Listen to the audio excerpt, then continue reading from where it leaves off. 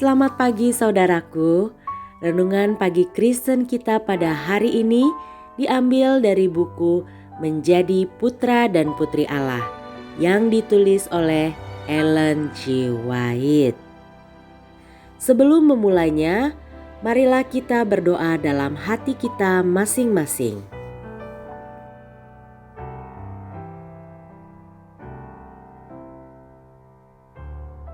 Judul renungan kita pada pagi hari ini adalah Allah menjanjikan kepada kita hati yang baru.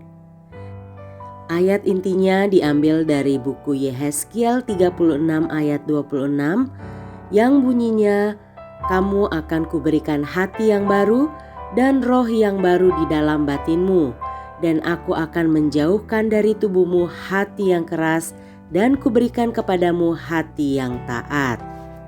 Demikian firman Tuhan. Orang-orang muda khususnya tersandung atas frasa ini, hati yang baru.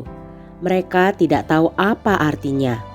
Mereka mengharapkan suatu perubahan istimewa terjadi dalam perasaan mereka. Inilah yang mereka sebut pertobatan. Atas kesalahan ini, ribuan orang telah tersandung ke dalam kebinasaan karena tidak mengerti ucapan, "Kamu harus dilahirkan kembali." Ketika Yesus berbicara tentang hati yang baru, yang dimaksudkannya ialah pikiran, hidup, seluruh kehidupan. Untuk memperoleh perubahan hati berarti menarik segala kasih sayang dari dunia ini dan mengikatnya atas Kristus. Memperoleh hati yang baru berarti memperoleh pikiran yang baru, maksud-maksud yang baru, segala pendorong hati yang baru. Apakah tandanya suatu hati yang baru? Suatu kehidupan yang berubah. Di sanalah kematian setiap hari dan setiap jam kepada egois dan kesombongan.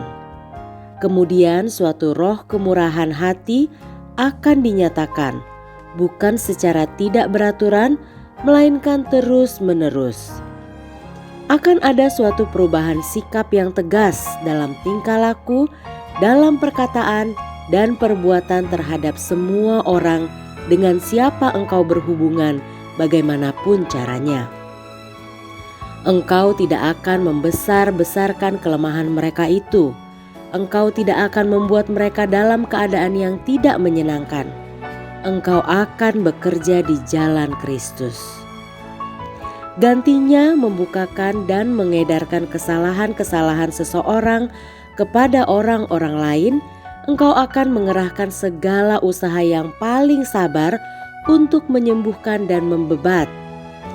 Seorang yang bersemangat kejam tidaklah berakhlak kasar, ia tidak rohani, ia tidak memiliki hati kemanusiaan, melainkan hati yang tidak bisa dikesankan. Seperti batu, satu-satunya pertolongan baginya ialah jatuh di atas batu karang dan dihancurkan. Tuhan akan menaruh semua orang yang demikian dalam kuali peleburan, menguji mereka dalam api, seperti emas diuji. Apabila ia dapat melihat petanya sendiri dipantulkan dalam mereka, ia akan memisahkan mereka. Agama Kristus haruslah memiliki segenap kehidupan dan mengerahkan tenaga dan kuasa kepada segala daya kita, memperbaharui, membersihkan, dan menghaluskan. Dinyatakannya dirinya tanpa suatu pertunjukan dan perkataan-perkataan yang tinggi-tinggi, melainkan ditunjukkan dalam kehidupan yang saleh dan tidak bersifat mementingkan diri. Kuasa Allah sajalah yang dapat mengubah hati batu kepada hati kemanusiaan.